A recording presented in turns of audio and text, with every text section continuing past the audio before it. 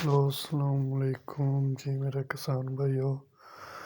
नवीं एक 2024 मॉडल 5 फुटी थ्रैशर अंदरों जाल ਇਹਦਾ 4 फुट गुलाई 4 फुट लंबाई ਇਹਦੀ 5 फुट 100 कटर एंगल ਦਾ फ्रेम 5 इंची ਦਾ फ्रेम 14 ਦੇ ਬੈਰਿੰਗ ਵੱਡੇ हैवी व्हील ਵੱਡੇ ਤਾਰੇ 100 कटर ज़बरदस्त किसान भाइयों लिए स्पेशल डिस्काउंट के नाल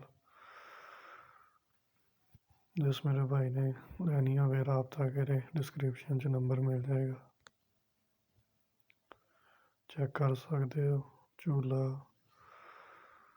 बैक वेट पीछे कीमत कवर लगाया गया।